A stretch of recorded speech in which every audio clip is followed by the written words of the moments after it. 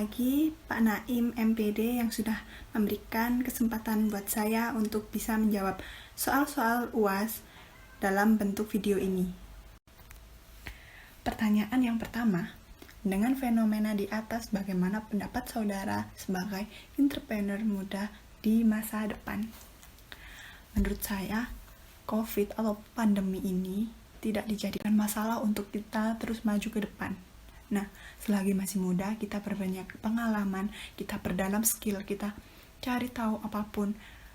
Menurut saya ya, lakuin aja dulu. Kerja apapun, lakuin aja dulu. Kita itu sekarang itu lebih penting ke pengalamannya sih daripada, saya tuh nggak pernah kalau misalnya kerja itu mikir gajinya berapa, ataupun nanti nggak sesuai dengan tenaga kerja saya kalau gajinya segini. Saya nggak mikir itu karena saya mikirnya pengalaman itu adalah guru kita, seperti itu. Kita pelajaran yang paling berharga untuk kita ke depannya, seperti itu.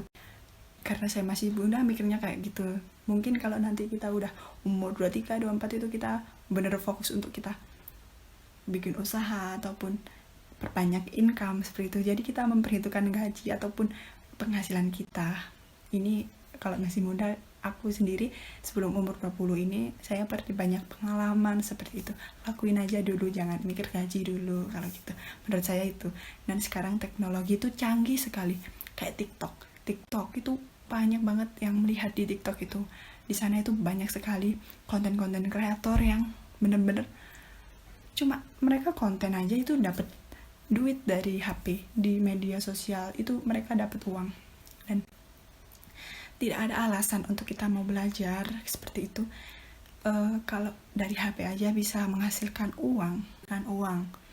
Seperti contohnya kita bisa memasarkan barang orang di HP ini, misalnya kita itu memasarkan barang seseorang dan laku, dan kita itu juga dapat uang karena kita tahu bagaimana cara prosesnya, cara kinerjanya, seperti itu.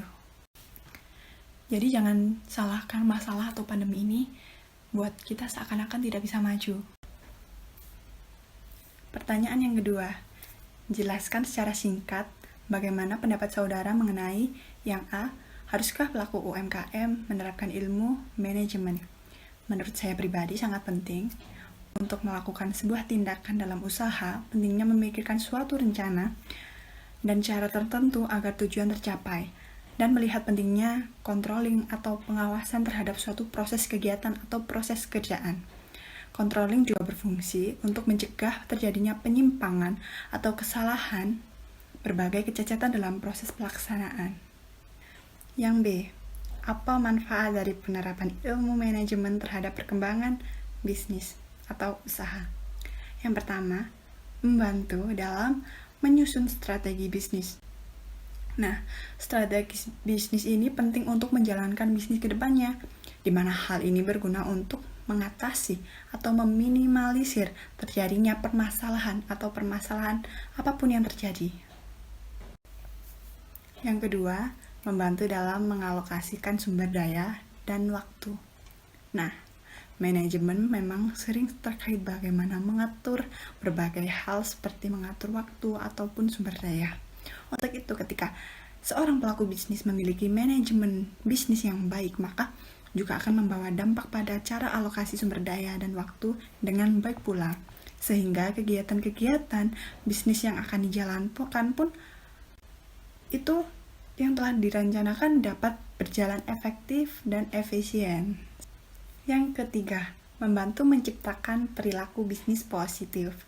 Nah, dalam hal menciptakan perilaku bisnis yang positif, karena dampak dari manajemen bisnis yang baik ini memiliki beberapa dampak, seperti misalnya membantu dan dalam mengintegrasikan perilaku bisnis pada suatu organisasi atau kelompok, mendorong pelaku bisnis untuk berpikir pada masa depan yang menjadikan perilaku bisnis ini menjadi kooperatif, meningkatkan kedisiplinan dan formalitas pada manajemen bisnis. Maka tidak heran jika manajemen bisnis ini memiliki dampak yang besar untuk kesuksesan bisnis yang dijalankan. Nah, yang keempat, membantu meningkatkan kinerja dalam berbisnis. Salah satu manfaat dari manajemen bisnis adalah membantu meningkatkan kinerja dalam berbisnis. Seperti yang telah dijelaskan sebelumnya, manajemen bisnis mampu memberikan berbagai dampak positif sehingga secara langsung akan mampu meningkatkan kinerja dalam berbisnis. Dengan kondisi tersebut, maka juga akan membantu mengembangkan bisnis yang dijalankan untuk mencapai kesuksesan dan ketujuannya. Yang kelima, membantu dalam menarik perhatian konsumen. Nah, konsumen bukan hanya dapat tertarik dengan kualitas barang atau jasa yang ditawarkan, tetapi juga dapat tertarik karena manajemen bisnis yang baik. Hal tersebut dikarenakan konsumen juga mampu merasakan baik tidaknya manajemen pada suatu bisnis tersebut, mengingat ketika suatu bisnis memiliki manajemen yang baik akan berdampak juga dengan strategi yang dijalankan, seperti misalnya pemasaran. Pertanyaan yang kedua, yang C, memasuki era Society 5.0, perlukah para pelaku usaha memaksimalkan peran digitalisasi dalam memasarkan produknya? Nah, menurut saya sangat penting sekali karena teknologi yang dulunya hanya terpakai di kalangan industri akan membaur dalam kehidupan masyarakat. Sebagai contoh akan adanya smart home, mobil tanpa supir, drone pengantar barang atau makanan, ruang kelas daring yang lebih interaktif, dan sebagainya. Tujuan dari Society 5.0 ini membuat manusia lebih makmur, membantu produktivitas manusia dengan teknologi, sehingga manusia lebih mudah menikmati hidup. Selain daripada itu, sektor UMKM merupakan salah satu sektor yang cukup penting di era Society 5.0 ini. Pada saat ini, UMKM yang telah bertransformasi ke arah digital terhitung masih sedikit, yaitu sekitar 16% dari seluruh UMKM yang ada di Indonesia ini. Hal ini disebabkan oleh tingkat kesiapan masyarakat terhadap penggunaan teknologi yang tergolong masih rendah dan konektivitas internet yang belum tersedia di semua tempat. Oleh karena itu, perlu persiapan yang dilakukan bangsa ini untuk mewujudkan UMKM yang sesuai dengan perkembangan zaman, sehingga dibutuhkan kerjasama dari pemerintah, pelaku usaha UMKM, dan masyarakat umum sebagai konsumen. Dalam hal ini, perlu adanya sosialisasi dan pelatihan terhadap pelaku UMKM yang belum memahami mengenai digitalisasi UMKM, selain pemenuhan infrastruktur teknologi yang belum tersedia ini. Digitalisasi UMKM merupakan sebuah bentuk investasi yang cukup besar untuk negara maupun masyarakat umum di masa yang akan datang. Pertanyaan yang D.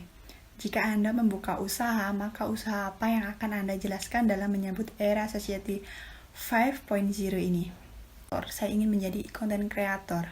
Seorang content creator juga dapat membuka peluang bisnis yang menjanjikan untuk masa depan menurut saya. Karena saya juga suka membuat video, ataupun kadang itu juga saya tuh suka ngonten, seperti kesukaan saya kayak gitu. Content creator ini menjadi tonggak utama sebuah perusahaan biasanya, apalagi perusahaan yang menggunakan media sosial untuk menarik konsumen.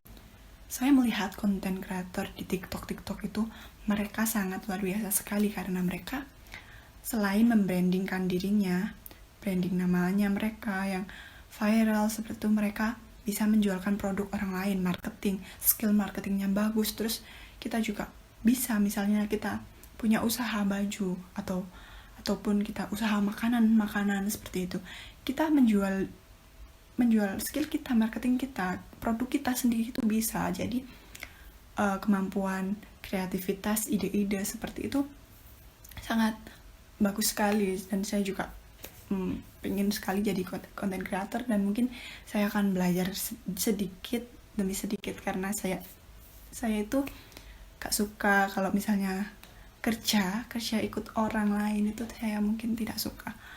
Bukan tidak suka ya, kayak kurang nyaman saja seperti itu. Lebih tepatnya saya ingin membuka usaha sendiri karena tidak terikat oleh sistem. Jadi lebih bebas seperti itu mengatur waktu.